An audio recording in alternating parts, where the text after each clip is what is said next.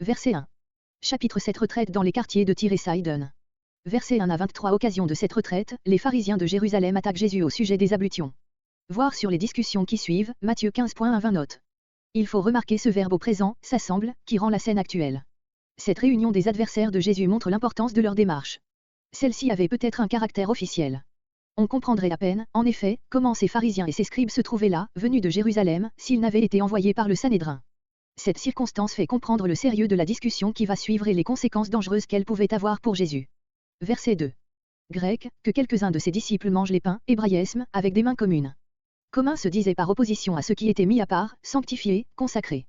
Il ne faut pas, en effet, s'arrêter à l'idée de mains malpropres. Il s'agit de quelques souillures légales qui devaient être ôtées par une ablution rituelle, ainsi que cela va être expliqué aux versets 3 et 4. Marc explique leurs scrupules à ses lecteurs étrangers aux usages judaïques, en ajoutant cette phrase, c'est-à-dire non lavés, purifiés. Le texte reçu ajoute que les pharisiens blâmaient les disciples. Ce mot n'est pas authentique et la phrase reste inachevée, mais le blâme est impliqué dans la question des pharisiens au verset 5. Verset 3. Marc interrompt son récit pour exposer tous ces usages juifs à ses lecteurs qui, convertis du paganisme, les ignoraient. Il attribue ces pratiques non seulement aux pharisiens, qui les observaient avec le plus de rigueur, mais à tous les juifs. Se laver les mains avec le poing veut dire probablement se laver en frottant tour à tour une main ouverte avec l'autre fermée, de manière à enlever de la paume des mains toute impureté. D'autres traduisent, jusqu'au poignet. L'idée est en tout cas celle d'une ablution soigneuse. Une variante du Codex Sinaiticus, que Tischendorf admet dans sa 8e édition, substitue au mot point l'adverbe fréquemment, mais cette variante, qui a contre elle toutes les autres autorités, paraît provenir de l'intention de corriger une expression qu'on ne comprenait plus. La plupart des critiques la rejettent. La tradition des anciens est ici, comme au vers 8 et 9, opposée aux prescriptions de la loi divine. Il s'agit des usages fondés sur l'autorité des anciens docteurs juifs et que souvent on mettait au-dessus de la loi elle-même. Verset 4. La place publique, grec l'agora, était le lieu où le peuple s'assemblait et où se tenait le marché, terme ici préféré par quelques versions. En revenant de là, les juifs ne prenaient pas leur repas sans s'être purifiés. Telle est la leçon de Codex Sinaiticus, B. Les autres autorités ont baptisé, c'est-à-dire plongé dans l'eau. Cette variante paraît formée d'après l'expression qui suit, les baptêmes des coupes. Quelques interprètes appliquent cette purification non aux personnes, mais aux aliments rapportés du marché. Ce sens est d'autant plus invraisemblable qu'il n'est point sûr que l'évangéliste entende par la place publique un marché. Grec, les baptêmes des coupes, etc., c'est-à-dire purifications complètes de tous ces objets avant le repas. Le sétier est, en grec, en latin et en français, le nom d'une mesure de liquide. Ce mot désigne ici des vases à vin, en bois ou en terre. Par les lits, il ne faut point entendre les lits où l'on couche, mais ces sortes de divans sur lesquels les anciens prenaient leur repas, appuyés sur le coude gauche. Au reste, l'authenticité de ce mot n'est pas incontestée. Il manque dans Codex Sinaiticus, B et quelques autres autorités, mais son introduction s'expliquerait difficilement, s'il n'était pas authentique. Verset 6. Selon Matthieu 15.3, Jésus répond à la question des pharisiens par une autre question propre à les confondre, puis il cite l'exemple que Marc a au verset 10, enfin, il leur applique la parole sévère du prophète Ésaïe, par laquelle Marc, verset 6, lui fait commencer sa réponse. Matthieu nous paraît avoir mieux conservé l'ordre du discours, mais les pensées restent les mêmes. Verset 7. Ésaïe 29.13. Voir, sur cette citation, Matthieu 15.7-9, note. Verset 9. Commandement de Dieu abandonné, annulé, tradition des hommes retenus, observé, tout est là. Tel est le caractère formaliste et fanatique de toutes les communautés religieuses déchues. Fort bien, dit le Sauveur avec une poignante ironie, comparez verset 6 où se trouve le même qualificatif. C'est un étrange dérèglement de mettre les ordonnances des hommes à la place de la loi de Dieu. L'amour-propre est ravi de prendre le change et de donner à déposer à des couples soin et l'application qu'on doit au cœur. Quesnel. Le texte reçu ajoute à la fin du verset 8, les ablutions des setiers et des coupes et vous faites beaucoup d'autres choses semblables. Ces mots sont supprimés par la plupart des critiques d'après Codex Sinaiticus, B, etc. Ils ne paraissent être qu'une répétition du verset 4 et du verset 13. Verset 13. Voir sur ces paroles Matthieu 15.4-5, note. Jésus, après avoir accusé les pharisiens d'annuler le commandement de Dieu par leur tradition, leur en montre une preuve frappante dans la manière dont ils éludaient l'obligation sacrée imposée aux enfants par le 5e commandement. Après avoir rappelé ce commandement, Exode 20.12, il ajoute la redoutable sanction tirée de Exode 21.17. Or, qu'enseignaient les pharisiens? Qu'un homme, en présence du devoir d'assister son père ou sa mère âgée, pouvait leur dire, ce dont tu pourrais être assisté par moi, j'en ai fait un corban, une offrande à Dieu et qu'ainsi il était déchargé de toute obligation envers eux. C'est comme si un fils disait à son père dans le besoin, mon père, je te donnerai volontiers ce qui peut t'assister dans tes vieux jours, mais j'en ai fait une offrande. Il vaut mieux que je le consacre à Dieu, tu en auras plus de profit. Luther. Pour rendre ce sophisme plus frappant encore, Jésus ajoute vous ne lui permettez plus de rien faire, c'est-à-dire, vous l'autorisez à annuler ainsi la parole de Dieu par votre tradition que vous avez établie, grecque que vous avez transmise les uns aux autres. Verset 14. Il faut remarquer ce mot, de nouveau, omis par le texte reçu. Il indique que, pendant la discussion qui précède, la foule se tenait à distance. Mais comme elle avait entendu l'accusation portée contre Jésus et ses disciples, verset 5, elle devait entendre aussi la réponse du Sauveur, il la rappelle donc auprès de lui et il revient à la question qui lui a été adressée, comparez Matthieu 15.10, note. Verset 15. Voir Matthieu 15.11, note. Verset 16. Ces paroles, que Jésus aimait à redire pour provoquer la réflexion de ses auditeurs, sont omises par Tischendorf, Ouest Caterort et d'autres d'après Codex Sinaiticus, B, versions égyptiennes. Mais on peut se demander quelle raison les copistes auraient eu de les intercaler ici. Verset 17. Ce qu'il faut entendre par une maison, ou, selon Codex Sinaiticus, la maison, n'est pas indiqué. D'après Marc 6.53, Jésus se trouvait alors dans la contrée de Génézareth, où il enseignait et opérait des guérisons. Ce mot de parabole, voir Matthieu 13.3, note, désigne le langage figuré dont Jésus s'est servi au vers 15. La demande d'explication ici attribuée aux disciples fut adressée à Jésus par Pierre, Matthieu 15.15. Marc, l'interprète de sa prédication omet fréquemment le nom de cet apôtre, parce que lui-même le passait sous silence par modestie. Verset 19. Jésus, en déclarant d'une manière si absolue que rien d'extérieur ne souille l'homme, veut-il dire qu'il n'existe point de souillure légale et abolir ainsi d'un mot toutes les distinctions que faisait la loi entre les aliments qu'elle déclarait purs ou impurs. Cette conséquence ressortira certainement du principe qu'il posait ici, Matthieu 15.9, note, mais tel n'était pas son but immédiat. L'erreur des pharisiens était de ne pas comprendre que toutes les prescriptions de la loi relatives à une souillure ou à une pureté légale n'avaient d'autre but que de révéler à l'homme la souillure ou la pureté morale. Ils prenaient le moyen pour le but, en s'attachant à la lettre de la loi, ils la matérialisaient et tombaient dans un misérable formalisme. Jésus veut donc rétablir ici la distinction entre une souillure légale et la souillure morale. C'est ce que dit clairement ce mot conservé par Marc, cela n'entre pas dans le cœur, c'est-à-dire dans l'organe des pensées et des affections morales. Les aliments dont il s'agit ne font qu'entretenir la vie animale et tout ce qui ne sert pas à la nutrition est rejeté, et cet acte purifie les aliments eux-mêmes. En poursuivant sa pensée jusqu'à ces détails matériels, Jésus veut faire sentir d'autant mieux à ses auditeurs combien les interprétations pharisaïques de la loi la rabaissaient et la dégradaient. Verset 20. Très souvent Marc emploie cette tournure avec le verbe à l'imparfait, il disait, introduisant par là, non un discours nouveau, mais une pensée nouvelle dans le discours. Ici cette pensée nouvelle c'est, comme l'indique la particule mais, l'idée vraie et morale de la souillure opposée aux idées fausses que s'en faisaient les Juifs d'après la loi mal comprise. Tous les vices et les péchés que Jésus va énumérer souillent l'homme, parce qu'ils sont en lui, dans son cœur, verset 21, et non pas seulement parce qu'ils sortent de l'homme, mais Jésus emploie cette manière de parler pour faire opposition à ces choses extérieures qui entrent dans l'homme et qui ne peuvent le souiller, verset 18. Verset 22. Voir Matthieu 15.19, note. Marc présente beaucoup plus complète cette énumération des péchés de l'homme. Il y a, dans les divers manuscrits, quelques variations quant à l'ordre des termes, mais tous les renferment également. On a fait diverses tentatives pour classer d'une manière psychologique et morale ces formes du mal, mais ces distinctions sont plus ou moins arbitraires. On pourrait admettre que les mauvaises pensées sont l'élément générateur, Romains 1.21, dont tous les autres péchés ne sont que la réalisation. Que les deux premiers termes, adultère, fornications, indiquent les péchés qui ont leur source dans la sensualité. Que les meurtres, les larcins, les cupidités proviennent d'une ambition dépravée, à moins qu'on ne veuille attribuer le premier de ces péchés à la haine. Que les vices qui suivent sont des passions mauvaises, indépendantes des actes par lesquels elles se manifestent. Les méchancetés sont l'effet de cette malice qui se complaît à faire le mal, la fraude exprime ici, moins des actes d'injustice que la duplicité, la fausseté du caractère, tout ce qui est contraire à la droiture, comparez Jean 1.48. La dissolution ne signifie pas ici comme ailleurs, Romains 13.13, Galates 5.19, l'impudicité, car cette idée a déjà été exprimée pleinement par deux termes, ce mot indique plutôt, comme dans les auteurs classiques, l'insolence avec laquelle l'homme corrompu s'abandonne à sa dépravation, l'œil envieux, grec l'œil mauvais, et l'envie méchante comporte à un homme, comparé Matthieu 20.15, et à laquelle la croyance populaire en plus d'un pays, attribue une influence malfaisante, la calomnie.